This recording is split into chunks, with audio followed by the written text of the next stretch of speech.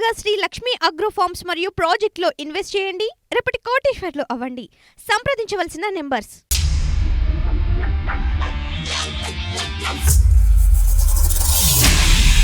Welcome to reality check. నేను మీ ప్రశాంత్. ప్రస్తుతం ఎస్సీ ఎస్టీల వర్గీకరణకు సంబంధించి పూర్తిగా దేశవ్యాప్తంగా ఒక చర్చ జరుగుతూ ఉంది. ఈ నెల 1న సుప్రీంకోర్టు ధర్మాసనం ఒక తీర్పును వెలువరించింది. రాష్ట్ర ప్రభుత్వాలు ఈ రిజర్వేషన్ల వర్గీకరణకు సంబంధించిన నిర్వహణకు సంబంధించి పూర్తి అధికారాలు రాష్ట్ర ప్రభుత్వాలకు ఉంటున్నాయంటూ కూడా ఒక తీర్పును వెలువరించిన సందర్భంలో భిన్న వాదనలు మాత్రం వినబడతా ఉన్నాయి. మాదిగ సామాజిక వర్గానికి సంబంధించిన కొంతమంది పూర్తిగా దీన్ని సమర్థిస్తూ ఉంటే, మాలలు మాత్రం కొంత వర్గం మాత్రం పూర్తిగా విభేదిస్తున్న సందర్భం కనబడతా ఉంది. దీనికి సంబంధించి ఈ యొక్క అంశం అయితే, రెండవ అంశం నిన్న మీట్ ది ప్రెస్లో మాట్లాడుతూ మందకృష్ణ మాదిగ మాలలు పూర్తిగా మనువాదులు, అదేవిధంగా దేశభక్తులు కాదు అంటూ కూడా, దేశ ద్రోహులు అంటూ కూడా ఒక వ్యాఖ్యలు చేశారు. ఆ వ్యాఖ్యలకు సంబంధించి పూర్తిగా మాల సంఘాలు మండిపడతా ఉన్నాయి. మాల సంఘాలకు సంబంధించి మనువాదులం ఎట్లా అవుతామంటూ కూడా పెద్ద ఎత్తున గలమెత్తుతున్న సందర్భం కనబడుతోంది. వీటికి సంబంధించి అదేవిధంగా ఏబిసిడి వర్గీకరణకు సంబంధించి పూర్తిగా దీంట్లో లోపాలు ఉన్నాయంటూ కూడా మాలలు చెప్తా ఉన్నారు. అసలు దీంట్లో ఉన్న లోపాలేంటి, నిజంగా వర్గీకరణకు సంబంధించి 30 ఏళ్ళుగా కొట్లాడుతున్న మందకృష్ణ మాదిగకు సంబంధించి వీటన్ని అంశాలు, నిన్న మాట్లాడిన వ్యాఖ్యలకు సంబంధించి, ఈ 2 అంశాలకు సంబంధించి మనతో మాట్లాడడానికి పాలమూరు యూనివర్సిటీ ప్రొఫెసర్ నాగం కుమార్ గారు మనతో పాటు ఉన్నారు. ఇక అన్ని విషయాలు రియాలిటీ చెక్లో అడిగి తెలుసుకునే చిన్న ప్రయత్నం చేద్దాం. నమస్తే అండి. ప్రధానంగా దేశవ్యాప్తంగా ఒక పెద్ద ఎత్తున చర్చ జరుగుతూ ఉంది ఈ ఎస్సీ రిజర్వేషన్ల అంశానికి సంబంధించి. దాదాపు 30 సంవత్సరాలుగా మందకృష్ణ మాదిగ ఒక పెద్ద మూమెంట్ని తీసుకొచ్చాడు. దానికి సంబంధించి కోర్టు కూడా తీర్పు ఇచ్చింది. ఏబిసిడి వర్గీకరణ అనే అంశం పూర్తిగా రాష్ట్ర ప్రభుత్వాల పరిధికే వదిలేసిన పరిస్థితి కనబడుతోంది. దీన్ని ఎట్లా చూస్తారు? నిజంగా ఎందుకు మాలలు పూర్తిగా దీన్ని వ్యతిరేకిస్తున్నారంటే, భారతదేశంలో రాజ్యాంగంలో కల్పించినటువంటి ఎస్సీ రిజర్వేషన్లకు సంబంధించిన అంశము ఇక్కడ మన తెలుగు రాష్ట్రాల్లో గత 30 సంవత్సరాలుగా ఒక ఉద్యమాన్ని నిర్మించి దాంట్లో అనేక ఎత్తుపల్లాలు, జయాలు, అపజయాలు చవి చూస్తూ కూడా కృష్ణమాది గారి ఆధ్వర్యంలో ఉద్యమం జరుగుతున్నమాట వాస్తవం. ఓకే, ఈ 30 సంవత్సరాల ప్రస్థానంలో అనేకమైనటువంటి పోరాటాలు, ఆ పోరాట ఫలితంగా ఆ వాదానికి వచ్చినటువంటి సమాజంలో, పౌర సమాజంలో దానికి వచ్చినటువంటి యాక్సెప్టెన్సీ తప్పకుండా ఎవరైనా దాన్ని అంగీకరించవలసిందే, గౌరవించవలసిందే. ఓకే, అయితే ఇంతకు ముందు కూడా నేను ఈ ఎస్సీ ఎస్టీల రిజర్వేషన్ల విషయంలో సుప్రీంకోర్టు మొన్న ఇచ్చినటువంటి తీర్పు సందర్భంగానే నేను ఇక్కడ మన ఇదే ప్రోగ్రాంలో వివరించడం జరిగింది. క్లుప్తంగా ఎస్సీ రిజర్వేషన్ల వరకు పరిమితమై మాట్లాడుకున్నప్పుడు 30 సంవత్సరాలు కాదు, వాస్తవానికి దేశానికి స్వాతంత్రం వచ్చిన 20 సంవత్సరాలకే ఈ ఉమ్మడి జాబితాలో ఉన్నటువంటి ఎస్సీలలో కొంత ఎదిగొచ్చినటువంటి ఆయా రాష్ట్రాలల్లో 2-3 సమూహాలు లేదా 2-3 కులాల వాళ్ళు ఆర్థికంగా ఎదిగారు, ఉద్యోగ రంగాలలో వాళ్ళు ముందు స్థాయిలో ఉన్నారనేటువంటి చర్చ 1976 ఆ ప్రాంతంలోనే వచ్చింది. 1976 నుంచి ఇప్పటిదాకా చర్చ జరుగుతుంది. ఆయా రాష్ట్రాలలో అక్కడ కొన్ని సందర్భాలలో, ఉదాహరణకు ముఖ్యంగా మన తెలుగు రాష్ట్రంలోనే అప్పుడు ఉమ్మడి ఆంధ్రప్రదేశ్లో పెద్దలు మందకృష్ణ మాదిగ గారి ఆధ్వర్యంలో ఎంఆర్పిఎస్ ఉద్యమం ప్రారంభమైంది. అంతకుముందు కూడా ఆ కమ్యూనిటీకి సంబంధించినటువంటి అనేక ఆర్గనైజేషన్లు ఉన్నాయి. కానీ పంజాబు లేదా హర్యానా లాంటి ప్రాంతాలలో ఇట్లాంటి ఉద్యమం ఏమీ లేకపోయినప్పటికీ ఆనాడు అధికారంలో ఉన్న కాంగ్రెస్ పార్టీ ఈ ఎదిగొచ్చినటువంటి సమూహాల నుంచి పూర్తిగా అందులో ఇంకా కొంచెం ఆర్థికంగా లేదా సామాజికంగా వెనుకబడ్డ లేదా రిజర్వేషన్లు అందుకోవడంలో ఆశించిన స్థాయిలో ముందుకు రాని వాళ్ళకి అవకాశాలు కల్పించాలని 1976లో పంజాబ్లో, ఆ తర్వాత హర్యానాలో కూడా జరిగింది. కాబట్టి 30 సంవత్సరాలు కాదు, ఒకవేళ ఎస్సీ రిజర్వేషన్ల వర్గీకరణ అంశము భారతదేశ రాజకీయ చరిత్ర పటంలో దాదాపు 50 సంవత్సరాల నుంచి ఉన్నమాట వాస్తవం. కాబట్టి మనం ఆ సమస్య అక్కడ ప్రారంభమై దక్షిణాది ప్రాంతాలకు అది వ్యాపించి వారి ఆధ్వర్యంలో ఒక ఉద్యమం నిర్మాణమై 1996లో జస్టిస్ రామచంద్ర కమిషను అది ఇచ్చినటువంటి రిపోర్ట్ అనుగుణంగా 2000 కాలంలో అప్పుడు అధికారంలో ఉన్నటువంటి చంద్రబాబు నాయుడు ప్రభుత్వము ఏబిసిడీలుగా ఈ 59 కులాలను వర్గీకరించిన చరిత్ర మనందరికీ తెలుసు. ఆ తర్వాత 2004లో సుప్రీంకోర్టు, ఇప్పుడే అదే సుప్రీంకోర్టు రాజ్యాంగబద్ధంగా ఆర్టికల్ 341 ప్రకారము రాష్ట్రాలు ఉమ్మడి జాబితాలో అంటరాని జాతులను చేర్చడం లేదా అందులో అభివృద్ధి చెందిన వాళ్ళని తీసేయడం వరకు మాత్రమే అది కేంద్ర ప్రభుత్వం ఆధీనంలో జరగాలి. మళ్ళీ ఉన్నటువంటి జాబితాలో అది వర్గీకరణ లేదా ఉపవర్గీకరణ చేయడానికి వీల్లేదని 2004లో అదే సుప్రీంకోర్టు తీర్పిచ్చింది. ఆ తర్వాత ఉద్యమం మళ్ళీ చాలా పెద్ద ఎత్తున జరగడం, ఉషా మేరా కమిషన్ రావడం 2008లో. ఆ ఉషా మేరా కమిషన్ను ఆధారంగా చేసుకొని వారి ఆధ్వర్యంలోనే కృష్ణన్న ఆధ్వర్యంలోనే మళ్ళీ ఉద్యమం జరిగింది. అప్పుడు వారు 2008 నుంచి 2024 వరకు మొన్న తీర్పు వచ్చేంత వరకు దాకా వారి నాయకత్వం, ఆ ఉద్యమం, ఆ జాతి నుంచి అనేక ఆర్గనైజేషన్ మాట్లాడింది ఏంటిది, ఉషా మేరన్ కమిషన్ రిపోర్ట్ను మీరు ఇంప్లిమెంట్ చేయండి. అటు అధికారంలో కాంగ్రెస్ ఉన్నప్పుడు అడిగినాడు, యూపీఏ ఉన్నప్పుడు అడిగారు, మొన్న ఎన్డీఏ గవర్నమెంట్ను కూడా అదే అడిగారు. సరే ఏదేమైనప్పటికీ మొన్న తీర్పు వచ్చిన మాట వాస్తవం.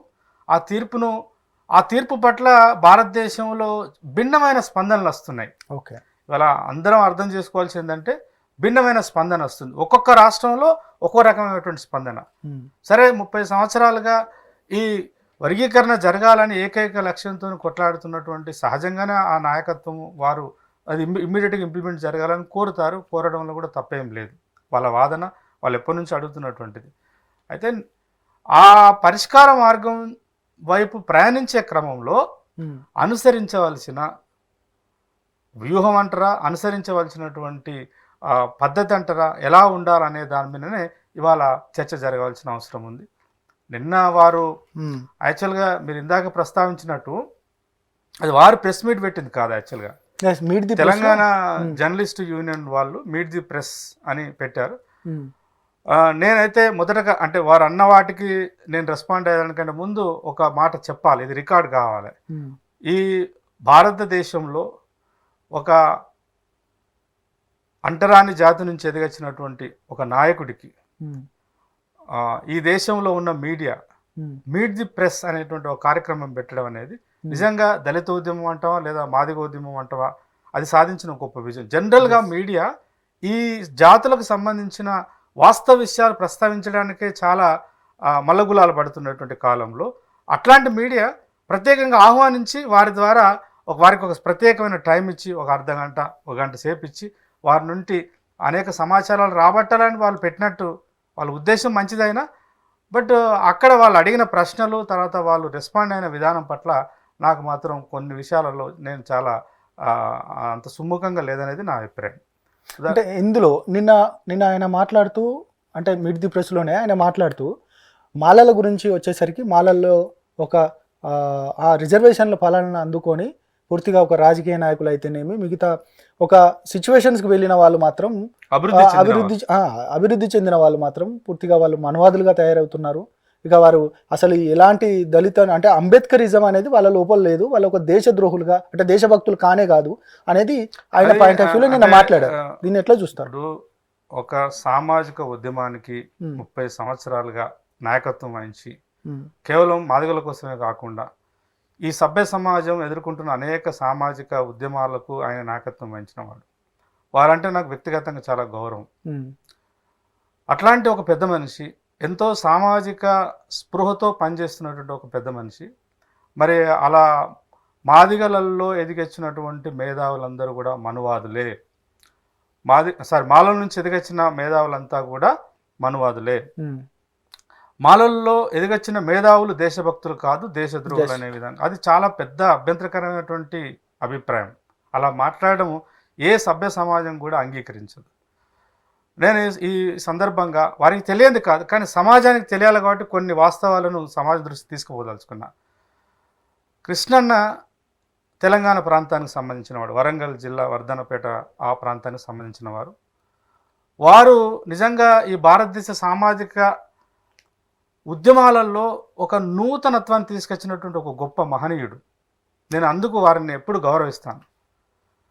ఎందుకంటున్నానంటే ఈ దేశంలో ప్రజా ఉద్యమాలు నిర్మించాలనంటే డబ్బులన్నా ఉండాలి, లేకపోతే కులబలం అన్నా ఉండాలి. ఇవి రెండు తప్ప ఇవి రెండింటితో సంబంధం లేకుండా ఈవెన్ కొన్ని సందర్భాల్లో సామాజిక ఉద్యమాలు నిర్మించాలంటే మేధావి అయి ఉండాలి, లేకపోతే బాగా చదువుకున్నవాడు అయి ఉండాలనేటువంటి ఇట్లాంటి వాదనలు, ఇట్లాంటి థియరీ చాలా ఉన్నా వాటన్నిటిని తలదన్ని వాటన్ని అవసరం లేదు.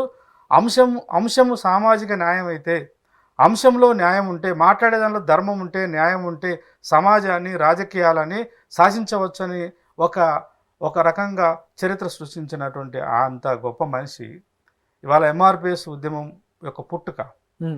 వారు ఇక్కడ ఉన్నప్పుడు వాస్తవానికి అంతకంటే ముందు విప్లవ రాజకీయాల్లో అనుబంధంగా ఉన్నటువంటి వారు ఆనాడు ఉన్నటువంటి పరిస్థితులు, రాష్ట్రాలు, పోలీస్ వ్యవస్థ, ఆనాడు అధికారంలో ఉన్న పార్టీలు మొత్తం కూడా విప్లవ ఉద్యమాలతో అనుబంధంగా ఉన్నటువంటి వాళ్ళందరినీ కూడా ఆల్మోస్ట్ ఎన్కౌంటర్ చేసేటువంటి కార్యక్రమాలు, జైలులు, నిర్బంధాలు, లాఠీచార్జ్ మొత్తం అంటే హింసించడం శారీరకంగా, కుటుంబాలే ఉత్తర తెలంగాణ ప్రాంతంలో ధ్వంసమవుతున్నటువంటి కాలంలో నుంచి వారు అక్కడి నుండి ఆ ఉద్యమం నుంచి మళ్ళీ బయటకు వచ్చి అదే కారంచేడులో జరిగినటువంటి మాదిగల ఊచకోత, ఆ మాదిగలను అక్కడ కమ్మలు చంపినారు, అట్లాంటి ఉద్యమాలు రావడం, అక్కడికి వారి ప్రయాణం చేయడం, అక్కడి నుంచి దాదాపు ఒక కారంచేడు, చుండూరు ఇన్సిడెంట్లో వాళ్ళు చాలా క్రియాశీలకంగా పనిచేసినారు. పనిచేస్తున్న క్రమంలో ఈ చర్చ కూడా అక్కడ అంటే ఉమ్మడి ఆంధ్రప్రదేశ్లో ఎస్సీలకు కేటాయించబడ్డటువంటి ఉమ్మడి రిజర్వేషన్లలో విద్యా ఉద్యోగ అవకాశాలలో ఎక్కువ మొత్తము మాలలే అభివృద్ధిలో ముందు భాగాన ఉన్నారనే చర్చ రావడము, వారు దాని మీద స్పందించి ఒక ఉద్యమం నిర్మాణం చేసిన మాట వాస్తవం. కానీ కృష్ణన్న మరి ఎందుకు అట్లా మాట్లాడుతున్నాడో నాలాంటి వాళ్ళకు కొంత అర్థం కావట్లేదు. వాస్తవానికి ఆ ఉద్యమం నిర్మాణమైంది ఉమ్మడి జాబితాలో ఉన్న 15% రిజర్వేషన్లను అనుభవించడంలో కేవలము 2-3 కులాలే ఆ ఫలితాలు అందుతున్నాయి అనేది వాస్తవం. వారు కొత్త కనిపెట్టింది ఏం లేదు, అంతకంటే ముందే చాలా చర్చ జరుగుతుంది. అయితే ఆ చర్చకు నాయకత్వం వహించి దాని ఉద్యమాన్ని నిర్మించి ముందుకు తీసుకుపోవడంలో వారి నాయకత్వం, వారు ఎన్నుకున్నటువంటి పద్ధతి ఇవాళ చరిత్రలో ఎప్పుడు స్థిరస్థాయిగా ఉంటుంది. ఇవాళ ఆలోచించవలసిన ప్రశ్న ఏంటంటే, ఎంఆర్పిఎస్ ఉద్యమం ప్రారంభమైంది కృష్ణమాదిగ ఆధ్వర్యంలో ప్రకాశం జిల్లా ఈదుమూడు గ్రామంలో ప్రారంభమైన 10 మందితో 8 మందితో ప్రారంభమైందని వారే చెప్తారు. కానీ ఆ ఉద్యమం ప్రారంభం నుంచి శివసాగర్ గారి గురించి ప్రస్తావించాలి ఇక్కడ.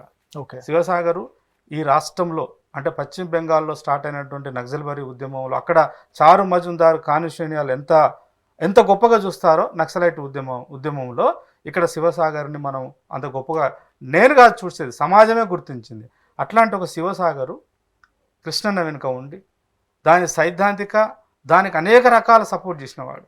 సరే, ఈ దేశంలో మనం మనుషులుగా ఏ సామాజిక వర్గంలో పుట్టాలని మనం అనుకొని రాము. అది యాదృచ్ఛికంగా జరిగేటువంటి ఒక ప్రాకృతిక సంఘటన. ఎవరు ఏ కమ్యూనిటీలో పుట్టారు అనేది కాదు, పుట్టిన తర్వాత నేర్చుకున్న జ్ఞానము, తను అనుభవంలో నేర్చుకున్నటువంటి ఆలోచన సమాజంలో ఎటువైపు నిలబడతారు అనేది ప్రశ్న. అట్లా మాలలంతా మనువాదులు అయితే ఇవాళ శివసాగర్ ఉద్యమానికి అండదండగా లేరా? కళ్యకుడు ప్రకాష్ సాహిత్యాన్ని ఒకసారి పరిశీలించండి.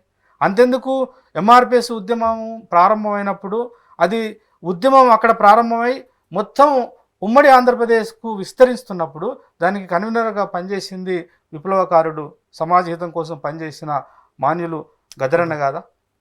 అంతెందుకు ఆనాడు కారంచేడులో, నేను ఇవన్నీ ఎందుకు ప్రస్తావించవలసి వస్తుందనంటే, కారంచేడులో మాదిగల మీద దౌర్జన్యకాండ చేసి ఊతకోత కోస్తే అక్కడ మాదిగ సోదరులు ప్రాణాలు అర్పిస్తే ఆ ఉద్యమానికి ఏం ఆలోచించి కత్తిపద్మారావు, అప్పటికైనా ప్రిన్సిపాల్, సంస్కృత కళాశాలలో ప్రిన్సిపాల్గా పనిచేస్తున్నాడు, ఆయన ఏం ఆశించి ఆయన ఒకరు మనుమారు అయితే మరి అక్కడ ఉద్యమ నిర్మాణం దళిత మహాసభ ఎందుకు పెడతాడు?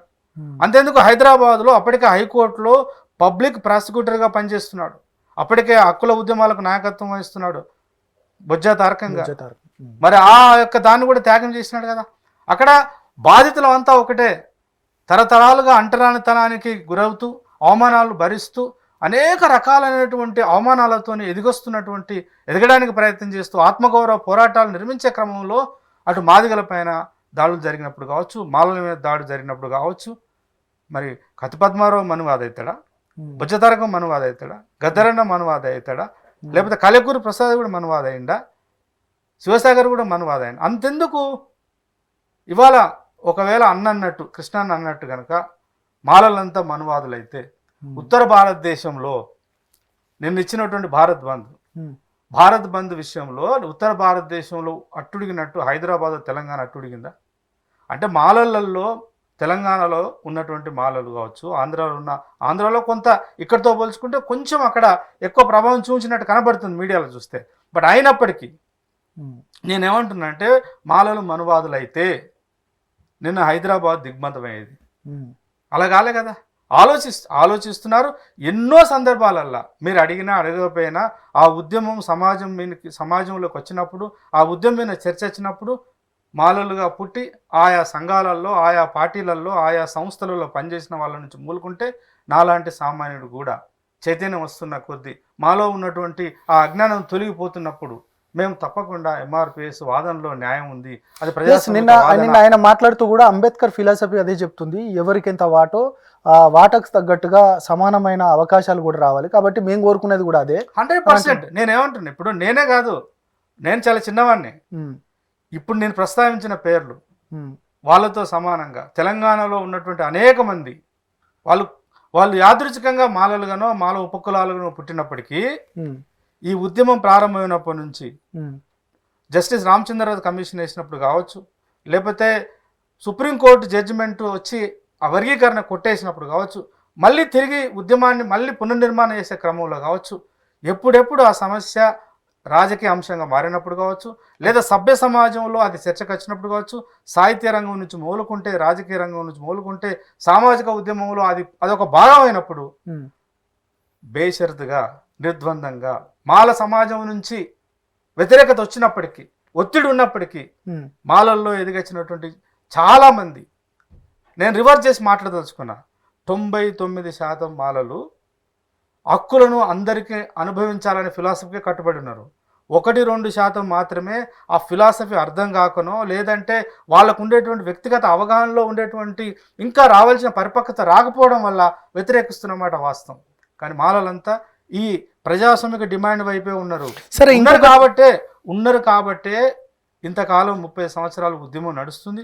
ఉద్యమ నిర్మాణంలో మీతో పాటు ఉద్యమ నాయకత్వము కొన్నిసార్లు ఆవేదనలోనో లేకపోతే ఉద్యమాన్ని నిర్మించడంలో ఇట్లాంటి మాటలు మాట్లాడినప్పటికీ కూడా ఎక్కడ కూడా సంయమనాన్ని కోల్పోకుండా సహకరిస్తూ వస్తున్నారు. విచిత్రం ఏంటంటే, నేను కృష్ణనగర్ ఒకటి విజ్ఞప్తి చేయదలుచుకున్నా, ఈ చర్చ వచ్చినప్పుడు అందరూ మాలల్లో ఉన్న వాళ్ళందరూ వచ్చి ప్రెస్ మీట్ పెట్టి మాట్లాడాలన్నా అవసరం లేదు కదా. చిన్న ఏంది ప్రైవేట్ మీటింగ్ పెట్టుకుంటున్నాను. మీరేమో మాలా మాదిగల గురించి మాట్లాడుతూ ఉన్నారు, కానీ మాలా మాదిగ అనుబంధ కులాలకు సంబంధించి ఒక ప్రశ్న ఉత్పన్నమవుతుంది. ఏంటది? ఇక మాలా అనుబంధ కులము, మాదిగ అనుబంధ కులం అంటే రిజర్వేషన్ ఫలాలు అనేటివి మొదలైనప్పటి ఈ మాల కులం, మీరు అన్నట్టుగా మాల కులం ఎక్కువ రిజర్వేషన్ ఫలాలు అనుభవిస్తున్నట్టుగా మాదిగ కులం సేమ్ ఈక్వల్గా, అంటే ఎంతో ఒక 1%, 2%లో తేడా ఉండొచ్చు. కానీ అనుబంధ కులాలకు సంబంధించి ఇంతవరకు వారికి ఎలాంటి రిజర్వేషన్ ఫలాలు అందలేదు, కాబట్టి వీళ్ళను కాదని మాకు సపరేట్ ఒక కేటగిరీ ఇవ్వండి అంటూ కూడా కొంతమంది తెర మీదకి వస్తున్నారు. దీనికి మీ సమాధానం? 100%, 100% అటు మాల ఇటు మాదిగ సమూహాల నుంచి చదువుకొని ఎడ్యుకేట్ అయ్యి మేధావులుగా కొంత బుద్ధిజీవులుగా ఎదిగిన వాళ్ళందరూ దాన్ని సపోర్ట్ చేయాలి. అయితే వాళ్ళు అంటున్న దానిలో ప్రశ్న, ఇప్పుడు 30 సంవత్సరాల క్రితం కృష్ణన్న లేవనెత్తిన ప్రశ్నే ఇవాళ ఒక డక్కల ఆయన లేవనెత్తున్నాడు, ఒక చింద ఆయన లేవనెత్తుతున్నాడు, ఒక మాదిగ మాస్టర్ అయిన ఒక మోచి లేవనెత్తుతున్నారు. అట్లాగే మాల అనుబంధ కులాలుగా ఉన్నటువంటి ఒక మాల జంగం మాట్లాడుతున్నాడు, ఒక మాల పంబాల మాట్లాడుతున్నాడు, ఒక బాయిన్లో మాట్లాడుతున్నాడు. వాళ్ళు మాట్లాడడంలో తప్పేం లేదు. నేను 100% ఆలోచనకు అది కరెక్ట్. వాస్తవానికి ఇంకా రిజర్వేషన్ల వర్గీకరణ జరగాలి. ఈ వర్గీకరణ జరిగే పద్ధతిలో ఎంత ప్రజాస్వామికత ఉండాలంటే ఇటు మాల మాదిగలకు ఎవరికి నష్టం జరగకుండా, ముఖ్యంగా ప్రధానంగా ఈ 78 సంవత్సరాల స్వాతంత్ర భారతదేశంలో ఇంకా ఈ 59 కులాల్లో ఈ 2 కులాలు కొంత అటు ఇటు ఎంతో కొంత అవకాశాలు అందిపుచ్చుకున్నమాట వాస్తవం. ఇక మిగతా 57 కులాలకు సంబంధించి ఇంకా ఏ రకంగా చేస్తే, ఏ రకమైనటువంటి చట్టాలు నిర్మిస్తే, ఏ రకమైనటువంటి ప్రతిపాదనలు చేస్తే ఈ 57 కులాలకు సంపూర్ణ, మీరు అన్నట్టుగానే 59 కులాలు ఉన్నాయి. ఈ 59 కులాలు సమాన వాటాలు అంటే సమానంగా నిష్పత్తిలో లేరు. మరి సమాన వాటా రావాలంటే ఏం చేయాలి? చట్ట నిర్మాణంలోనే ఆ జాగ్రత్త తీసుకోవాలి. నేను ఇంకో విషయం కూడా చెప్పాలి ప్రశాంత్ మీకు. ఇప్పుడు సుప్రీంకోర్టు జడ్జిమెంట్ వచ్చింది. సుప్రీంకోర్టు జడ్జిమెంట్లో వివరించినటువంటి ప్రతి వివరణను చూతా చెప్పకుండా పాటిస్తూ తెలంగాణ గవర్నమెంట్ వర్గీకరణ చేయడానికి సిద్ధంగా ఉందా లేదా అనేది ఇవాళ రాష్ట్ర ముఖ్యమంత్రి ఆయన మంత్రివర్గం ప్రజలకు చెప్పాలి, మాదిగలకు చెప్పాలి, మాలలకు చెప్పాలి, సబ్బండ 59 కులాల దళితులకు వాళ్ళు వివరణ ఇవ్వాలి.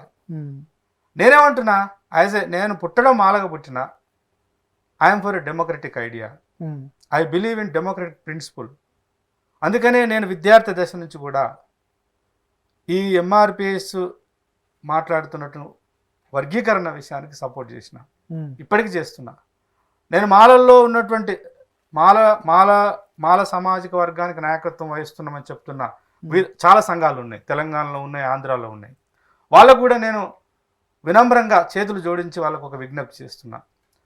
అన్న ఆలోచించండి దయచేసి, ఇలా ఎంతకాలం? దీనికి ఒక స్పష్టమైన ప్రజాస్వామికబద్ధంగా ఎవరి హక్కులు, ఎవరికి రావాల్సిన వాటాను వాళ్ళు తీసుకొని కలిసి ప్రయాణం చేయవలసిన ఎన్నో సమస్యలు ఉన్నాయి. అటువైపు ఆలోచించాలనేది కూడా నేను మాల సామాజిక వర్గానికి విజ్ఞప్తి చేయదలుచుకున్నా.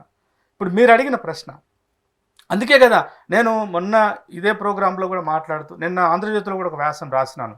వ్యక్తిగతంగా నాకున్న అభిప్రాయాలను ఆ వ్యాసంలో స్పష్టంగా చెప్పిన. ఇవాళ ఇప్పుడు కృష్ణన్ ఆన్సర్ చేయాలి ఈ ప్రశ్నకి. ఏంటంటే 1996లో జస్టిస్ రామచంద్రరాజు కమిషన్ ఆధారంగా వారు ఇచ్చినటువంటి రిపోర్ట్ ఆధారంగా 2000 కాలంలో చంద్రబాబు నాయుడు ప్రభుత్వం తీసుకొచ్చిన ఆ 4 గ్రూపులుగా ABCD అని పెట్టిన వర్గీకరణ ఏదైతే ఉందో, ఇవాళ తెలంగాణ సమాజానికి అది అప్లికేబుల్ అవుతుందా కాదా? ఒకవేళ గ్రూపులు ABCD అనేటువంటి పదాలు మనం వాడినా, ఇవాళ రెల్లీలు ఇక్కడ నాట్ ఈవెన్ 1% లేరు, ఆది ఆంధ్ర అనేటువంటి సమూహము ఇక్కడ లేదు. కాబట్టి ఈ 59 కులాలలో 59 కులాలను మనం 2 గ్రూపులు అంటామా, 3 గ్రూపులు అంటామా? ఇవాళ మాలా మాదిగలు కాదు నిర్ణయించవలసింది. వాస్తవానికి అయితే ప్రభుత్వం ఎవరు వినాలి ఎక్కువ? ప్రభుత్వం వినవలసింది 57 కులాల వాయిస్ని వినాలి. ఆ 57 కులాలకు ఇంకా ఎదిగొచ్చిన నాయకత్వం లేదు. ఆ 57 కులాలు మాట్లాడుతున్న ఆవేదనను, ఆక్రోధనను, వాళ్ళకు ఉన్నటువంటి బాధల్ని ఇంకా ప్రభుత్వం వినాలా. విని వాళ్ళ అభిప్రాయం కేంద్రంగా వర్గీకరణ జరగాలనేది నేను ప్రతిపాదిస్తున్నా.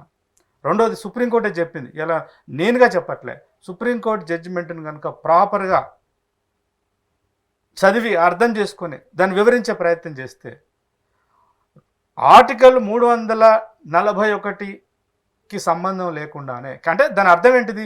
కేంద్ర ప్రభుత్వము యొక్క ఇన్వాల్వ్మెంట్ లేకుండానే ఆయా రాష్ట్రాలలో ఆర్టికల్ 15, 16 ప్రకారం వర్గీకరణ చేయవచ్చని ఆ సుప్రీంకోర్టు చెప్పింది. చెప్తూ ఎట్లా చేయాలో కూడా చాలా వివరంగా వివరించింది.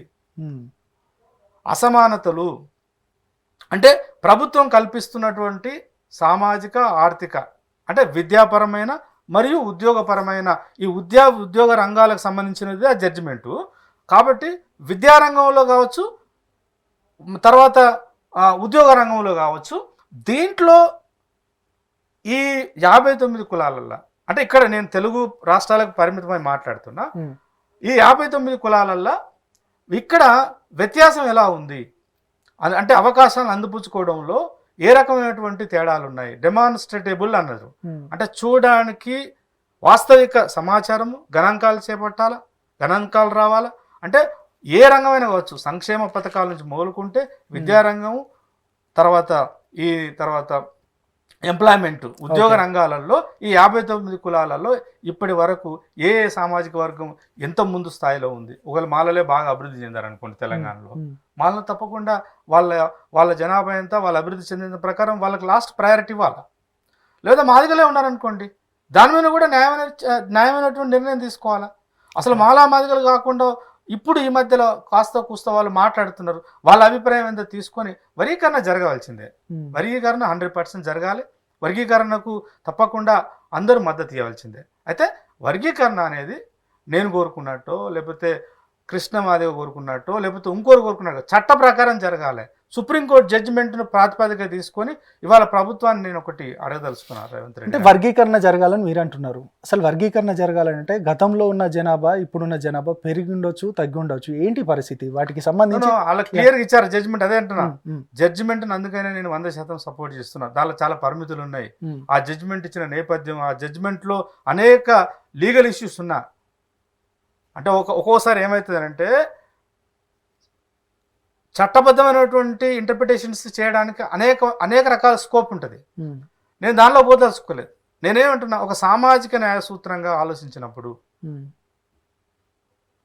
సమస్యను పరిష్కరించుకోవడానికి ఒక అత్యున్నత న్యాయస్థానం ఒక జడ్జిమెంట్ ఇచ్చింది.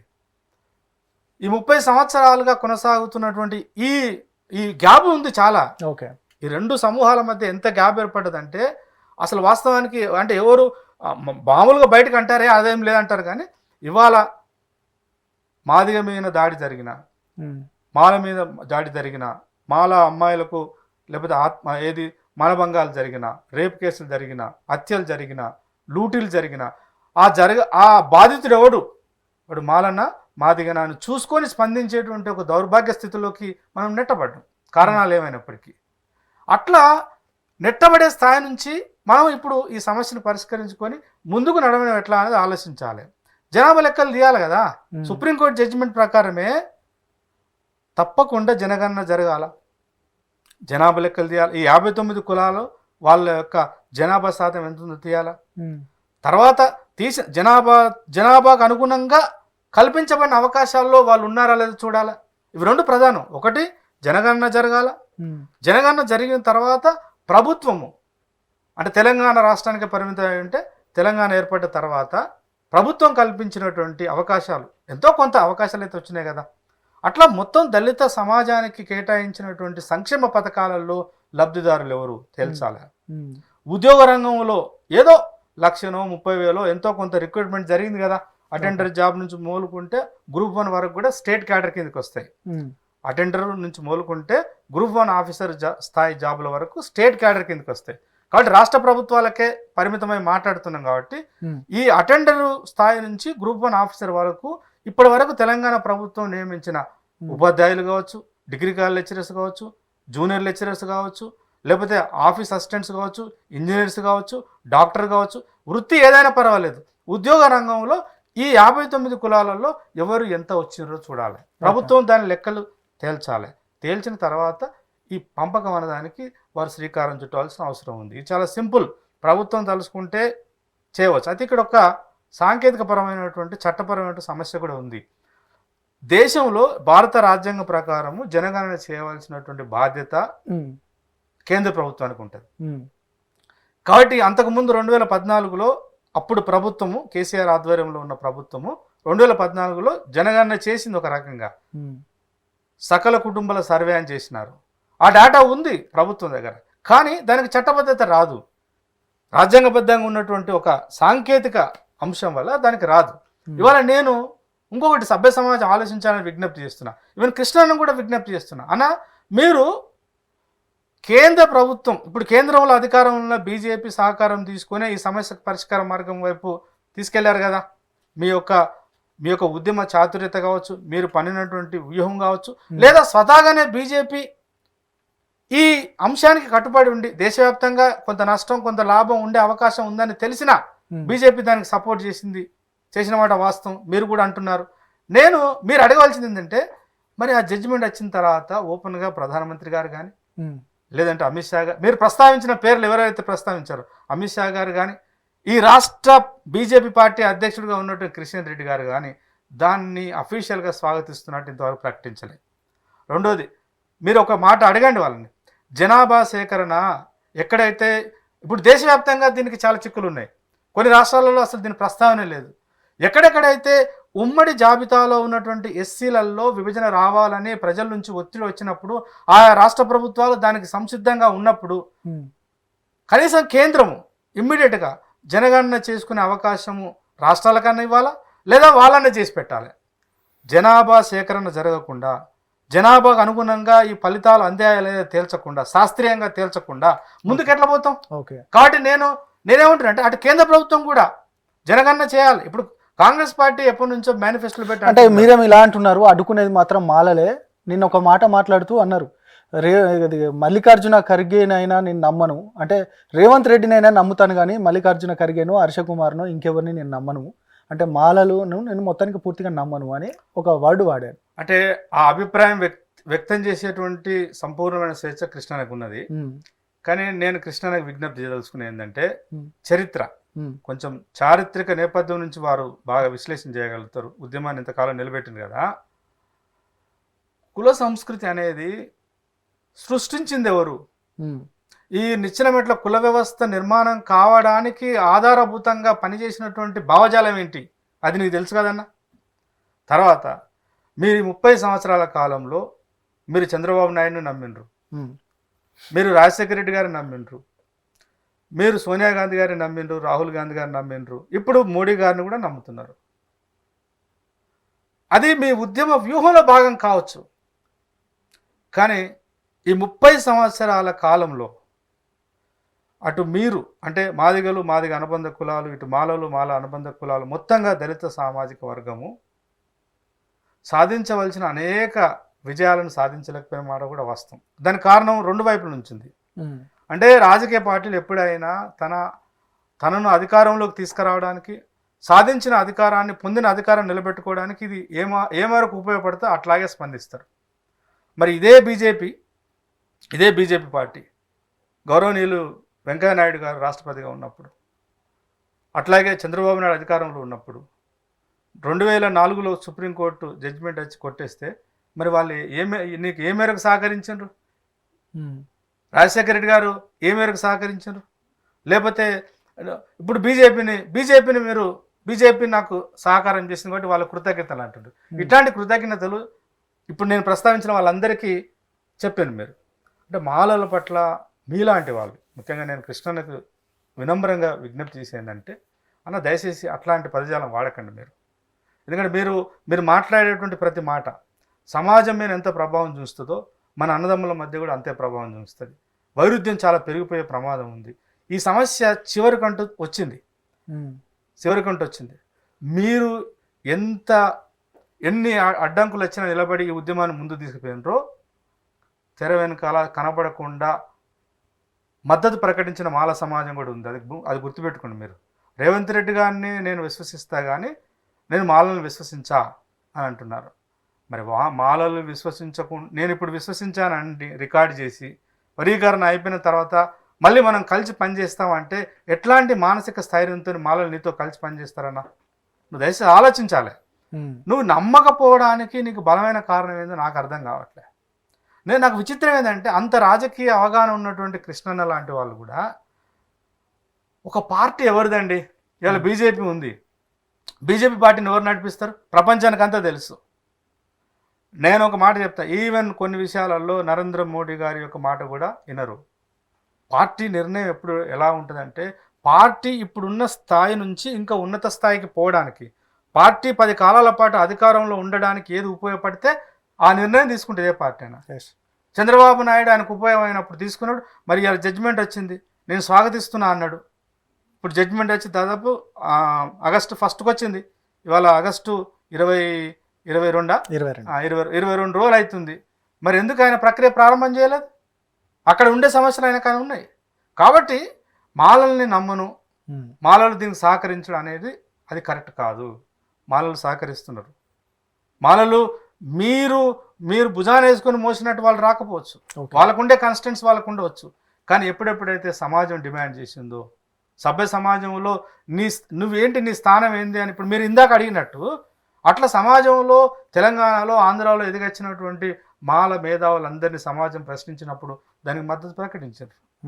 ఇప్పటికి మద్దతు ప్రకటిస్తున్నారు.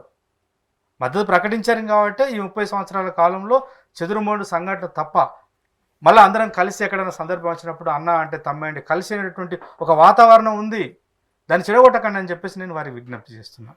చివరగా ఈ సమస్యకు పరిష్కారం ఎట్లా ఉండబోతుంది, అంటే ఎట్లా బాగుంటుందని మీ పాయింట్ ఆఫ్ వ్యూ? దానికంటే ముందు ఒక చిన్న అంటే విషయాన్ని నేను చెప్పదలుచుకున్నాను. ఓకే, వారు మాట్లాడుతూ ఆ ప్రెస్ మీట్లో ఎవరో ఒక ప్రశ్న అడిగితే రిజర్వేషన్ల గురించి కూడా ఒక ప్రస్తావన తీసుకొచ్చారు. వారు ఏమన్నారంటే మాట్లాడుతూ, కృష్ణన్న గారు, ఇవాళ భారతదేశంలో రాజ్యాంగబద్ధంగా ఎస్సీలకు, ఎస్టీలకు, బీసీలకు అంటే చారిత్రకంగా అణగారిన సమూహాలకు రిజర్వేషన్లు రావడానికి కానీ వచ్చిన రిజర్వేషన్లు ఇవాళ ఇంప్లిమెంట్ కావడానికి ఈ దేశంలో ఉన్నటువంటి ఉన్నత సామాజిక వర్గాల యొక్క సపోర్ట్ ఉంది కదా, అందుకని అవి అనుభవంలోకి అమల్లోకి వస్తున్నాయని చెప్తున్నారు. I'm very sorry for that. Ambedkar గారి యొక్క అంబేద్కర్ని అంత క్షుణ్ణంగా అధ్యయనం చేసినటువంటి ఒక పెద్ద మనిషి అలా మాట్లాడేంటే నాకు అర్థం కావట్లేదు. రిజర్వేషన్లు కాదండి. అసలు రిజర్వేషన్లు అనేటువంటి కాన్సెప్ట్ ఎప్పుడు వచ్చింది? బాబాసాహెబ్ అంబేద్కరు దేశవ్యాప్తంగా ఈ మొత్తం అణగారిన అంటరాని జాతులందరినీ ఏకం చేస్తూ ఒక రాజకీయ శక్తిగా, ఒక ప్రభావిత శక్తిగా నిర్మించే క్రమంలో వారు పెట్టిన డిమాండ్స్ చాలా పెద్దవి. Babasaheb Ambedkar states and minority అనే పుస్తకం చదవని వారికి విజ్ఞప్తి చేస్తున్నా. దానిలో ఏమన్నారు వారు? ఈ దేశంలో ప్రకృతి ప్రసాదించిన ప్రతి సంపద జాతీయం చేయాలన్నాడు. భూములను జాతీయం చేయాలని డిమాండ్ పెట్టిండు. తర్వాత రేపు దేశానికి స్వాతంత్రం వస్తే, స్వాతంత్రం వచ్చిన తర్వాత ఈ ప్రజాస్వామ్య దేశంలో, స్వాతంత్ర దేశంలో భారీ పరిశ్రమలన్నీ కూడా జాతీయం చేయాలన్నాడు.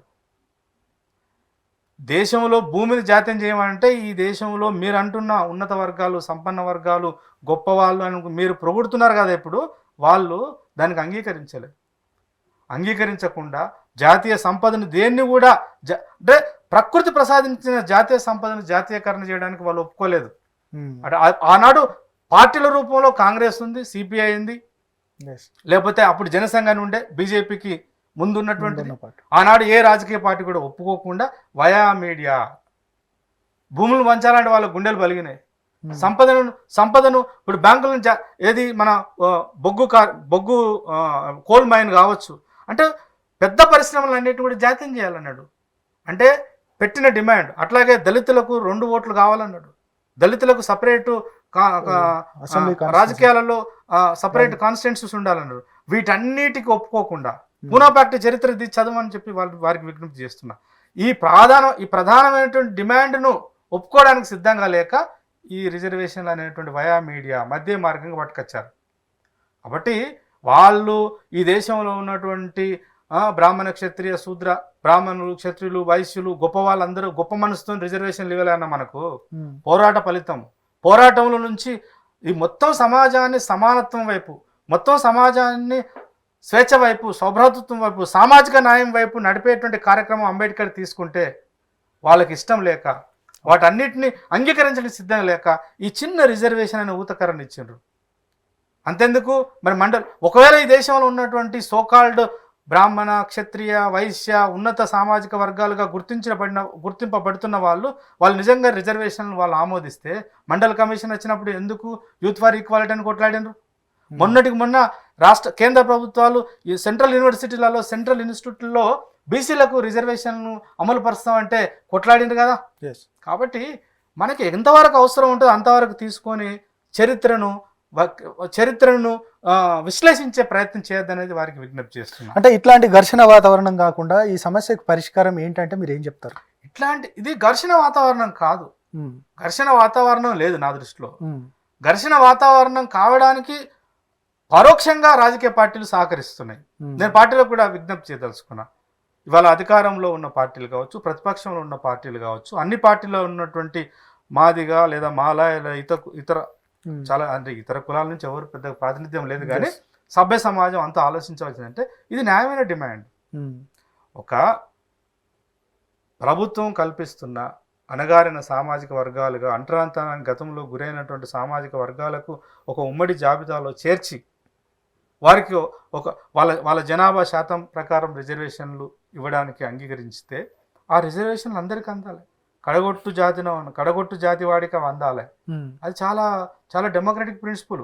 దాన్ని ఖచ్చితంగా చేయవలసింది. అయితే ఎలా చేయాలి?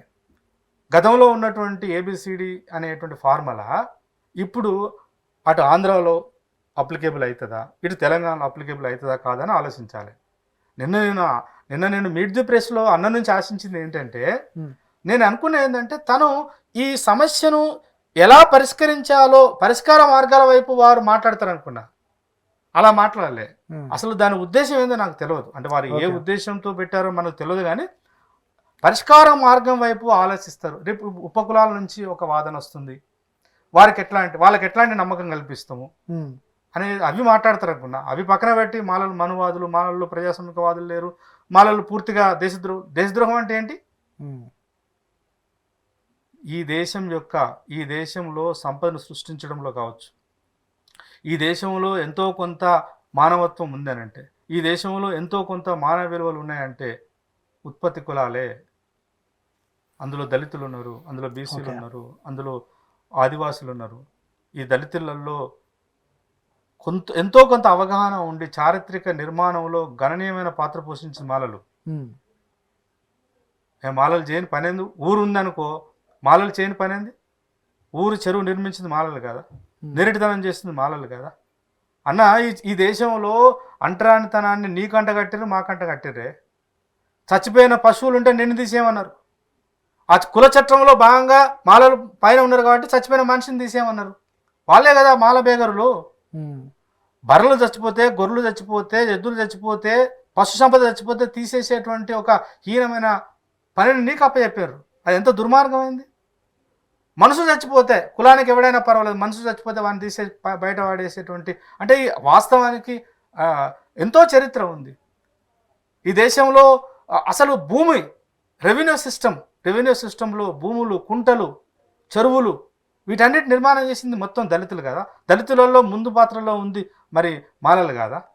నేను ఒక ప్రశ్న అడగదలుచుకున్న సభ్య సమాజాన్ని. ఇప్పుడు మాల నేత కాని అని ఒకటి ఉంది, ఉత్తర తెలంగాణలో ఉంటారు. మరి మొత్తం మానవ జాతికి బట్టలు ఇచ్చే పని పద్మశాలి సోదరులకు ఉంటే, మళ్ళీ ప్రత్యేకంగా మళ్ళీ అంటరాని జాతుల్లో ఉన్నటువంటి ఒక మాల సామాజిక వర్గం నుంచి కొంతమంది ఆ పని చేయవలసిన అవసరం ఏమి ఏర్పడ్డది? ఇట్లా నేను ఏమంటున్నా అంటే, పరిష్కార మార్గం వైపు ఆలోచిస్తే, పరిష్కార మార్గం వైపు జనాభా సేకరణ జరగాలి, జనాభా లెక్కలు తీయాలి, ఫలితాలు అంటే అనుభవించినటువంటి విద్యా ఉద్యోగ రంగాల్లో కావచ్చు, సంక్షేమ పథకాలలో పొందినటువంటి ప్రతిఫలాలు పొందిన వాళ్ళు ఏందో తేవాలి.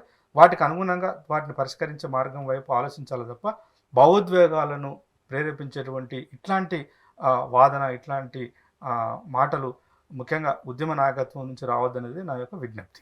రైట్ అన్న, థ్యాంక్ యూ వెరీ మచ్.